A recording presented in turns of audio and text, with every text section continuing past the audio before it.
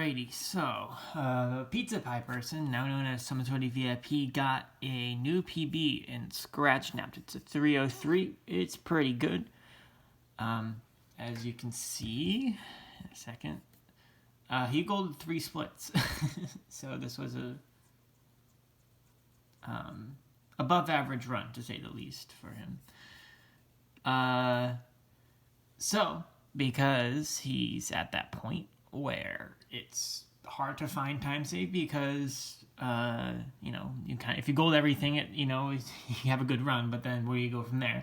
So I'm just going to point out some easy things that you can do to save more time. I'm not going to be like nitpicky because obviously I could say, hey, level 1 you didn't do the world record route, but you don't need world record routing in level 1 in order to get a sub 3. So what I'm going to go right here is I'm just going to go ahead and comment on just very easy things you can implement in your run that'll save enough time so that you can get sub 3. Now your level 1 here is fine. You can do this, I think it's like what did you get, a 30.5? This is fine. This is not a problem whatsoever. So don't change anything in level 1. So that's pretty easy. Don't have to implement anything there. Next, sorry, I don't have audio. So level 2. I'm not really sure if everything's fine there. Actually, one thing that I thought was impressive about this run is how you handled the spiders. That's generally a hard part of the run. Oh, this is where the first easy time save is. Easy time save, jump here. It's just faster to jump here. It doesn't, just press up. It's easy. It probably is going to save you. It's a fraction of a second, but it's absolutely free, so why not do it? So you're going to want to jump there. I'm really impressed by the spiders right here. This was really clean spiders. As fast as you can do that over there. And that's a pretty hard section of the run. Now, what you're going to want to do here is this is actually a pretty significant time loss because what you want to do is you're going to want to jump from this ledge over here to this ledge over here. I haven't done this in a while, so I'm not sure if... No, okay, so this guy shouldn't be really annoying. I think you ledge grab. I'm really not sure. You might ledge grab. But it saves a lot of time just going from here to here in one jump. So you just want to jump at the edge. I don't think that's generally hard at all. Yeah. This part's fine. You actually timed that jump pretty well. And yeah, so that's all for level 2. Just that one jump and jump over that platform. Level 3 is also pretty clean except for one part. Now obviously, I'm not sure if you know this, but the spikes are dependent on the game time, the scratch timer. So there's a way to manipulate them so you get the best pattern whenever. However, you do need to have a consistent level 2 exit, or I guess a consistent time up here. So like your time is 1:33. I'm not sure what time I'm in on mine. So I'd say don't worry about it. Just know that generally you're going to get 2 patterns that aren't going to be a reset. This is the worst pattern. It's very hard to get a good pattern without manipulating it. Not very hard, but it's more difficult. So what you want to do here, you handle it pretty... Nah, it was pretty slow. So what you want to do here is... If you get this pattern where you jump, you jump and then there's spikes immediately, is you're going to want to ground pound on this first spike. Ground pounding, there's 0 knockback, so that's a bonus. But ground pounding onto spikes is a little glitchy. Sometimes you might, actually most of the time, it's going to do double damage to you, especially if you ground pound in the middle of the spikes. And I think at the end it's fine. I don't know, but you should be fine because obviously you're probably not going to take damage anywhere else because of your invincibility frames. So when you get this pattern, you're going to want to ground pound right here, and then you should be good to go. for that. And yeah. So if you want to know how to handle the good pattern, I got, obviously, since I manipulated it, I got the good pattern in a record. You actually, I remember you getting this in one of your previous PBs. I'm not sure if it was your 309, and you didn't handle it in the fastest way. But what you're going to want to do is, with the fastest method is if these spikes come out a little bit later.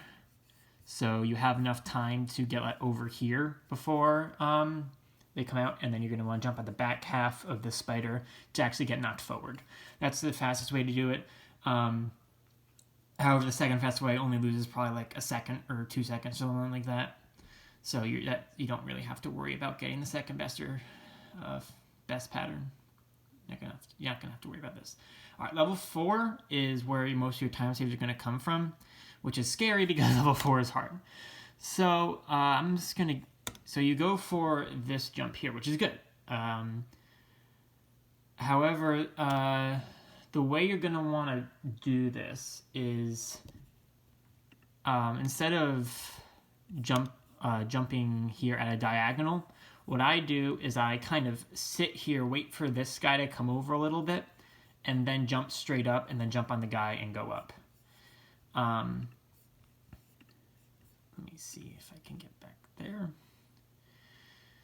Yeah, so I would just slow down here, and then when I'm stopped, he's coming over for, I don't know, a little bit. So that when I jump, hit the block, and then I jump off the enemy, and then hopefully I will ledge grab, or if I did it right, I won't even ledge grab at all, and then you'll be over. So that's just a more consistent way to get this jump without having to jump an extra time, which is what happened here. You do definitely want to jump here because this guy is very annoying, especially if you don't get this jump over here correctly. It's going to be very tight to not get damaged by this guy, and it was actually extremely tight over here.